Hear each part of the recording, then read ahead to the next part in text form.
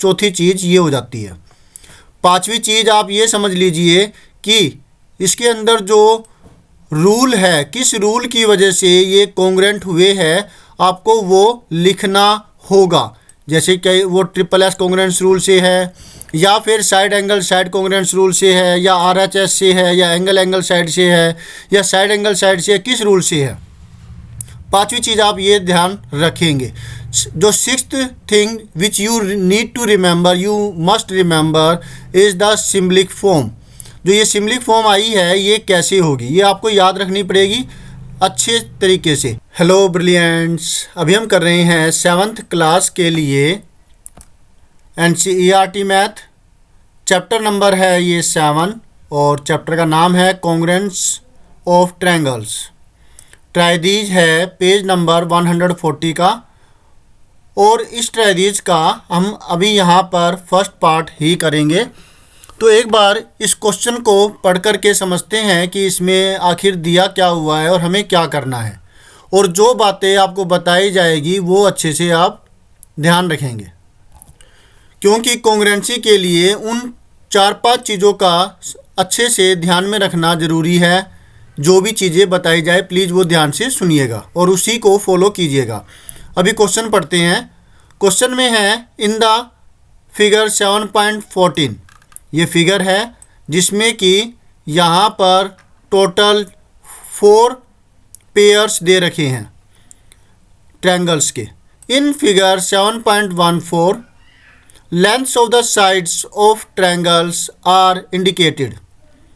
जो ये फिगर दे रखी है 7.14, जिसमें कि आपको नज़र आ रहे हैं 3 पेयर तो ये हो गए, और एक ये कंबाइंड पेयर है ट्रायंगलों का, ये चीज़ जिसमें कि हमें साइडें दिखा रखी है। जैसे यहाँ पर AB 1.5 सेंटीमीटर है, BC 2.5 सेंटीमीटर है और AC 2.2 सेंटीमीटर है। इसी प्रकार से इस ट्रायंगल में और इन ट्रायंगलों के अंदर सब में साइडें इंडिकेट कर रखी है कि इनकी लेंथ कितनी है।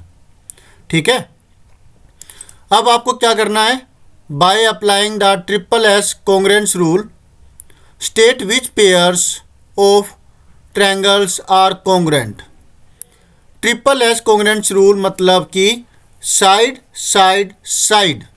इस कॉन्ग्रेंस रूल का आपको इस्तेमाल करना है।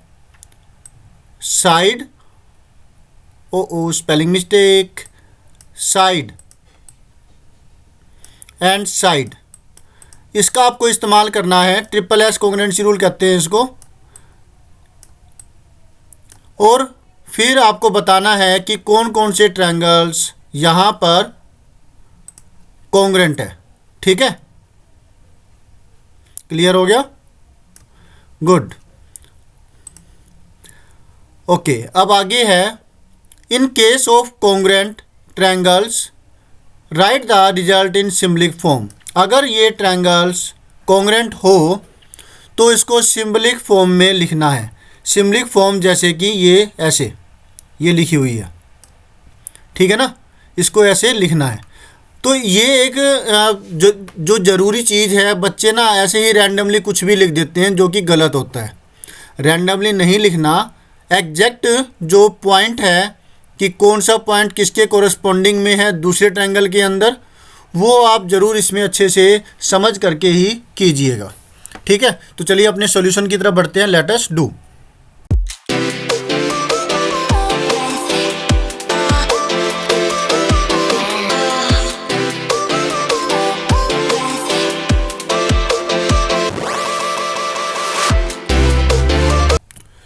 तो यहाँ पर आप देखेंगे कि ये 1.5 है, ये 1.5 है, ये 2.5 है, ये 2.5 है, ये 2.2 है, ये भी 2.2 है। तो इनकी जो ये पेयर्स है AB और PQ, ये दोनों बराबर है। BC और QR बराबर है। तो ये और इसी प्रकार से AC और PR बराबर है। इसकी 3 साइडें, इनकी 3 साइडों के कोरस्पॉन्डिंग में बराबर है। क्लियर हुआ? AB PQ और इसी प्रकार से 2 पेयर और। क्योंकि ऐसा है इसलिए ये दोनों ट्रायंगल्स कॉन्ग्रेंट है। देखने से पता लग रहा है कि जो साइडों की लेंथ हमने देखी है। Triangles are congruent.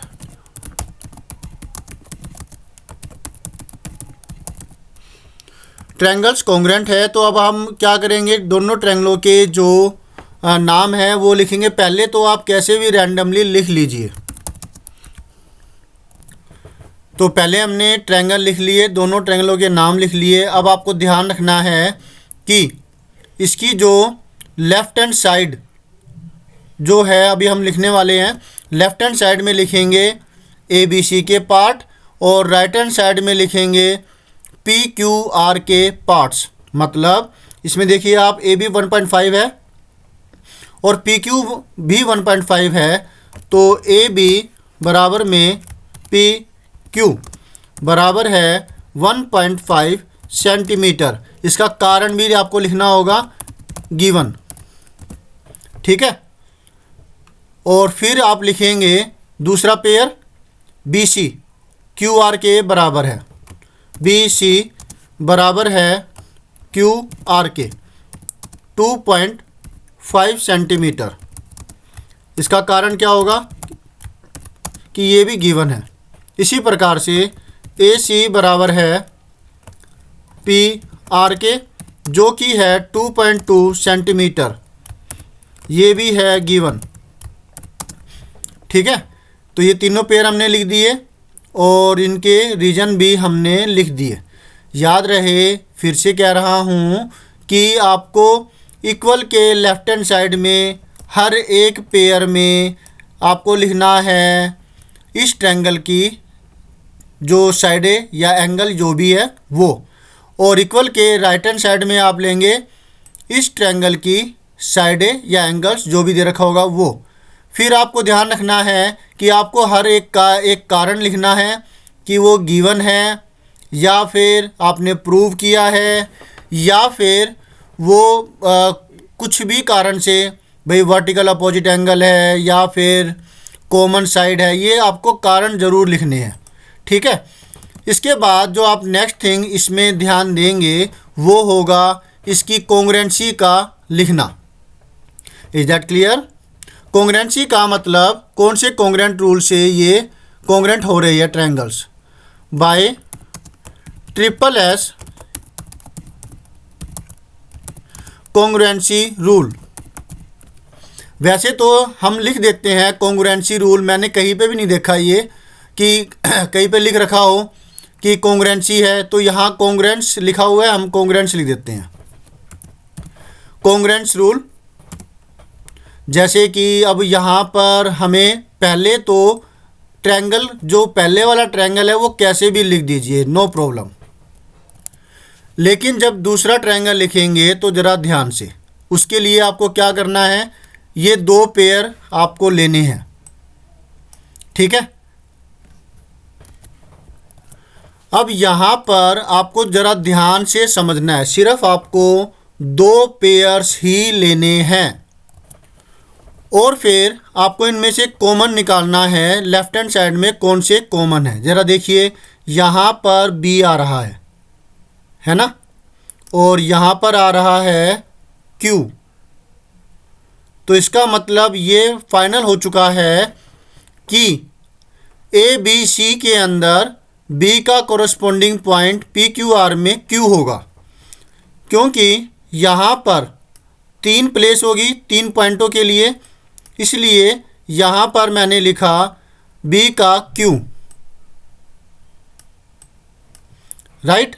अभी आप कह रहे होंगे तो बिल्कुल सिंपल सा है, सीधा सा है, लेकिन बेटा अगर मान लिया कि आपको यहाँ पर A B equal to P Q मिला है और ए बी की इक्वल टू पी क्यू की जगह यहाँ पर A B equal to Q R मिल गया, तब तो आप बिल्कुल नहीं लिख पाएंगे, क्योंकि इसका भी पी क्यू आर आने वाला है। सिंपल सही बात मैं आपको कह देता हूँ, पी क्यू आर आएगा। लेकिन हर बार ऐसा नहीं होता, पी क्यू आर की जगह ये क्यू पी आर भी आ सकता है, ये आर पी क्यू भी आ सकता है, तो इसको ज़रा ध्यान से आपको समझना पड़ेगा। अभी इसी क्वेश्चन में अच्छे से समझ लीजिए, मैं हर एक क्वेश्चन में अच्छे से इसी प्रकार से आपको बताऊंगा ताकि आपके दिमाग में ये बात अच्छे से बैठ जाए। क्लियर है? तो यहाँ पर B का कोरस्पोंडिंग पॉइंट आया Q, बचा यहाँ पर कौन, इसमें बचा A, इसमें बचा P, मतलब A का कोरस्पोंडिंग पॉइंट हुआ P। तो पहली पोजीशन पर A है, तो पहली पोजीशन पर आप P लिखेंगे, क्योंकि ए का कोरस्पॉन्डिंग पॉइंट आया P।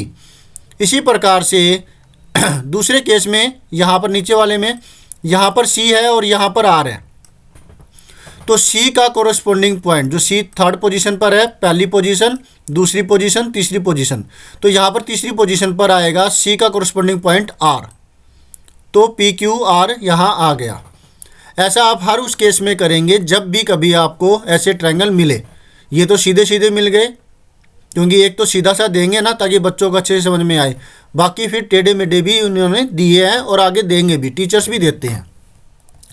तो इस प्रकार से यहाँ पर जो है ना ट्रायंगल ये PQR आ जाएगा। ठीक है, कैसे निकाला वो तो आपको समझ में आ ही गया होगा, PQR। तो ये था, ये है इसकी सिंबलिक फॉर्म। अब आपको जो ध्यान रखनी है बातें वो कौन कौन सी है। एक चीज़ होगी जो आपको ध्यान रखनी है, वो है ये ट्रायंगलों के नाम लिखना। दूसरी चीज़ जो होगी वो होगी आपको ये 3 जो पेयर है ये लिखना, चाहे 2 साइडें एक एंगल हो, चाहे तीनों साइडों के पेयर हो, या 2 एंगल के पेयर और एक साइड हो, ये चीज़ आपको ध्यान रखनी है। नेक्स्ट जो थिंग आप ध्यान देंगे वो कारण लिखना, रीज़न लिखना कि भाई किस वजह से ये बराबर है। ठीक है, तीसरी चीज़ ये हो गई। चौथी चीज़ जो आप लिखना नहीं भूलेंगे, अच्छा एक बात और, चौथी चीज़ हम इसको देते हैं कि लेफ्ट हैंड साइड में जो होगा इसके पार्ट्स होंगे, राइट हैंड साइड में इसके पार्ट्स होंगे। आप ये जो चीज़ है ध्यान रखेंगे। चौथी चीज़ ये हो जाती है। पांचवी चीज़ आप ये समझ लीजिए कि इसके अंदर जो रूल है, किस रूल की वजह से ये कॉन्ग्रुएंट हुए हैं, आपको वो लिखना होगा। जैसे कि वो SSS कॉन्ग्रुएंस रूल से है, या फिर side angle side congruence rule से है, या RHS से है, या एंगल साइड से है, या साइड एंगल साइड से है, किस रूल से है। पांचवी चीज़ आप ये ध्यान रखेंगे। जो sixth thing which you need to remember, you must remember, is the symbolic form. जो ये सिंबलिक फॉर्म आई है ये कैसे होगी, ये आपको याद रखनी पड़ेगी अच्छे तरीके से कि कैसे आई है, और ये आपको लिखनी है। राइट, आपको ये लिखनी भी तरीके से है कि लेफ्ट हैंड साइड में ये हो जाए और राइट हैंड साइड में ये हो जाए, तो आप इसको फिर सिंबलिक फॉर्म में आपको लिखना होगा। तो ये 6 चीज़ें आपको ध्यान रखनी है। होप सो आपको अच्छे से समझ में आ गया होगा। तो मिलते हैं नेक्स्ट वीडियो में, जिसमें हम करेंगे इसका नेक्स्ट पार्ट। उसमें ये PQR ना आकर के हो सकता है कि कुछ और आ जाए, QRP, QPR या कुछ और। ठीक है, तो और भी ज़्यादा आपको क्लैरिटी होएगी, तो उसके वो पार्ट ज़रूर अच्छे से ध्यान से देखिएगा, समझिएगा। और अगर यही पार्ट आपको अच्छे से समझ में आ गया है तो आप नेक्स्ट वीडियो मत देखिए, आप खुद करके देखिए। फिर चेक करने के लिए आप उस वीडियो को देख सकते हैं कि भाई इसका आंसर मेरे वाले आंसर से सेम है क्या, तो फिर ये आपके लिए बेनिफिशियल हो जाएगा। मतलब आगे के पार्ट्स इस पार्ट के क्या हो जाएंगे, एक असाइनमेंट के तौर पर हो जाएंगे। तो मिलते हैं नेक्स्ट वीडियो में, बाय।